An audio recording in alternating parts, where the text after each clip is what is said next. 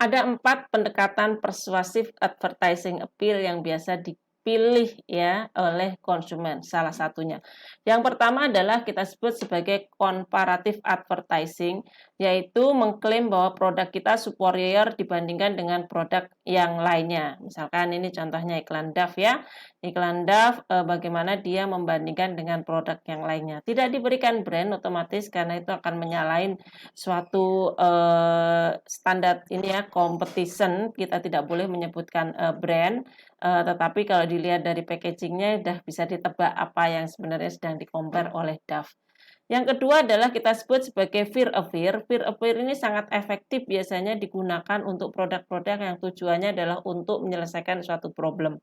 Misalkan Anlin gitu ya, iklan Anlin digambarkan dengan orang yang sudah senior di atas 50 tahun yang dia sakit tulang ketika dia akan menggendong cucunya. Itu suatu fear, suatu ketakutan orang gitu ya ketika dia mengalami problem tulang, problem sakit gula misalkan, maka pemasar ingin memasarkan produk-produk yang tujuannya supaya orang terhindar dari resiko-resiko tersebut. Pendekatan ketiga disebut sebagai humoris appeal. Ini banyak sekali ya. Beberapa studi menemukan bahwa 80% ad itu adalah humoris appeal. Kenapa? Karena dia itu lebih mudah untuk diterima gitu ya. Humor itu bisa meningkatkan acceptance dan bahkan juga bisa meningkatkan persuasiveness terhadap suatu communication. Tadi saya sudah memberikan contoh iklan-iklan rokok yang tadinya digambarkan dengan sangat macho, sangat adrenalin besar. Sekarang ini banyak sekali menggunakan pendekatan-pendekatan yang lebih humoris gitu ya. Nah, yang keempat ini juga banyak sekali digunakan namanya adalah sexual appeal. Ya, ini tidak hanya produk-produk yang sifatnya passion aja ya, atau produk-produk seperti parfum ya, Axe itu sangat seksual kalau membuat advertisingnya, tetapi juga produk-produk yang sebenarnya relate-nya tidak terlalu harus menggunakan seksual, karena sexual imagery ini sangat eye-catching gitu ya buat konsumen. Nah, jadi dia sudah digunakan beyond fashion dan fragrance ya, tidak hanya parfum atau fashion atau public personal care saja yang menggunakan sexual appeal. Kita tadi sudah bicara bagaimana membuat suatu pesan yang persuasif dengan membuat suatu appeal atau memperhatikan beberapa aspek visual, aspek konten dan lain-lain. Sekarang kita bicara tentang bagaimana channelnya. Channel itu bisa disebut sebagai broadcasting, artinya kita menyebarkan secara luas, atau narrowcasting, yaitu kita mentarget pada suatu spesifik konsumen yang menjadi target dari komunikasi kita saja. Dulu ketika kita masih menggunakan traditional approach, konsumen tidak punya pilihan ya. Pemasar tidak punya pilihan. Dia harus melakukan namanya broadcasting. TV advertising itu tidak bisa dikustomisasi, tidak bisa dipilih, dia akan membroadcasting. Paling dia hanya bisa memilih suatu program mana yang cocok dengan produknya, ya. Kemudian demikian juga dengan billboard. Ini sebenarnya adalah billboard ya. Billboard juga tidak bisa dipilih, dia hanya bisa dipilihnya adalah lokasi mana yang paling representatif untuk target marketnya misalkan. Saat ini dengan new media memungkinkan pemasar untuk melakukan narrowcasting sehingga dia bisa langsung lebih tepat kepada target konsumennya. Email juga bisa kita customisasi, ke siapa kita bisa memberikan email yang tepat, bahkan antar orang bisa kita kustomisasi, namanya bisa kita panggil lebih personal gitu ya. Anda mungkin pernah dengar namanya retargeting. Retargeting itu adalah iklan di dalam website gitu ya, tetapi itu sudah dispesifikasikan. Jadi kalau dulu mungkin kita akan mengunjungi suatu website tentang pendidikan, maka iklan yang ada di situ adalah iklan yang terkait pendidikan. Tapi sekarang dengan konsep retargeting teknologi retargeting yang sudah diperkenalkan oleh Google ya, memungkinkan iklan bisa di mana-mana, di YouTube apapun yang kita buka, di website apapun yang kita buka, kita akan dapetin exposure iklan yang sesuai dengan apa yang sedang kita cari. Misalkan kita habis mencari toko sepatu olahraga di Tokopedia misalkan, maka sepatu olahraga itu akan mengikuti kita kemanapun kita pergi gitu ya. Apapun website yang kita buka, sosial media yang kita buka, kita akan dapetin exposure iklan sesuai dengan behavior kita yang ditangkap oleh algoritma di dalam digital. Itu yang disebut dengan narrowcasting. Nah, medium yang ketiga, medium lain yang perlu dipertimbangkan di dunia saat ini ya, sudah berbeda dengan tadi, dengan kita tidak menggunakan lagi billboard, TV dan lain-lain. Di dunia digital, medium itu dibagi menjadi 3, disebut sebagai paid media, owned media, dan earned media. Paid media atau media berbayar itu sebenarnya mirip dengan media tradisional dulu. Dia berbayar tapi fungsinya hanya di website atau maaf, bukan di website saja, tapi dia di online ya, di internet gitu ya. Dia bisa disebut sebagai pay per click. Pay per click itu adalah semacam SEM. Anda menempatkan iklan di dalam Google Short ya, maka akan muncul pertama advertising Anda, dan membayarnya adalah pay per click. Display ad ini banyak sekali, terutama Anda kalau lihat di media-media berita online ya, di situ banyak sekali display ad.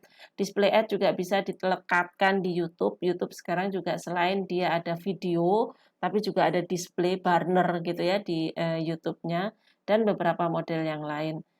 Ya, on media ini adalah media yang dimiliki oleh si pemasar, bisa berupa website, bisa berupa Facebook fanpage, bisa berupa Twitter. Ini adalah media komunikasi juga yang efektif, yang menjalin hubungan antara pemasar dengan konsumennya. Nah, yang menarik dengan digital ini, konsumen sekarang memiliki yang disebut dengan earned media. Kalau dulu ya, konsumer itu semua komunikasi itu didrive oleh perusahaan dari pemasar. Dengan earned media ini konsumen itu membantu pemasar untuk memberikan sesuatu komunikasi yang bisa mempengaruhi konsumen lainnya atau calon pelanggan yang lainnya. Bisa dalam bentuk review, bisa dalam bentuk rating ya. Betapa pentingnya sekarang review positif tentang suatu produk itu sangat akan didengar atau sangat kredibel buat calon pembeli yang lainnya, termasuk rating ya. Rating, makanya kenapa rating itu penting di dalam kita bertransaksi online. Pemasar akan mengharapkan konsumennya memberikan suatu review positif atau setidaknya rating.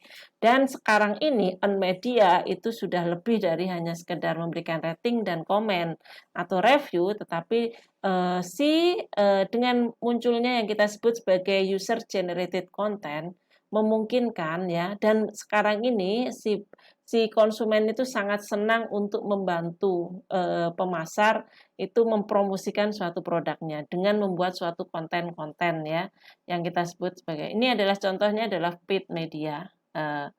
Anda sudah tahu pasti ya, iklan-iklan seperti biasa ya, video iklan di YouTube maupun dalam bentuk banner.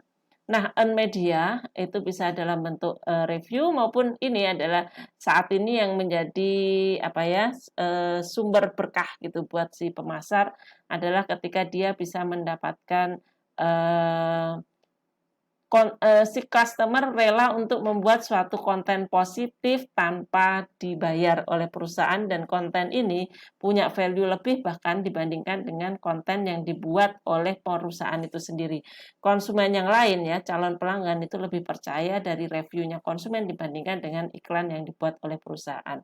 On media adalah kita juga harus selalu meningkatkan presence kita, keberadaan kita di online dengan membuat media-media yang bukan hanya sekedar media itu tujuannya adalah untuk satu arah gitu ya, tapi juga dua arah. Kita juga mendengarkan feedback dan masukan yang diberikan oleh perusahaan. Nah, sekarang bagaimana kita mengukur efektivitas dari komunikasi yang diberikan oleh perusahaan? Ya, ini adalah model yang kita sebut sebagai AIDA model, atau kita sebut sebagai hierarchy of effect ya. Pada dasarnya komunikasi itu bukan hanya tujuannya untuk supaya orang tahu ya, aware atau punya pengetahuan tentang produk kita, cognitive based, atau komunikasi ini juga membentuk kesukaan konsumen terhadap produk, dan juga bisa mempengaruhi orang preferensi konsumen terhadap suatu produk. Dia masuk ke affective pace. Ini adalah model untuk ini ya, model yang tadi kemarin kita sudah bicara tentang pembentukan attitude. Peran lain dari komunikasi adalah mendorong purchase, ya.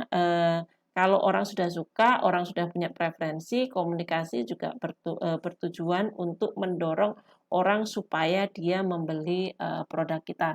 Walaupun sebenarnya pembelian juga didrive atau juga ditentukan oleh faktor-faktor lain, misalkan harga, keberadaan, kemudian produk itu ditentukan. Tapi komunikasi juga punya peran penting untuk mempengaruhi konsumen membeli suatu produk.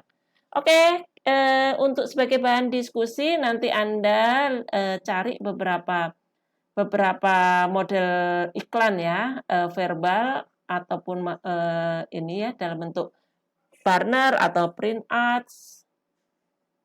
Nanti Anda lihat apa sih advantage dan disadvantage-nya ketika iklan itu menggunakan sexual appeals atau humorous appeal gitu ya.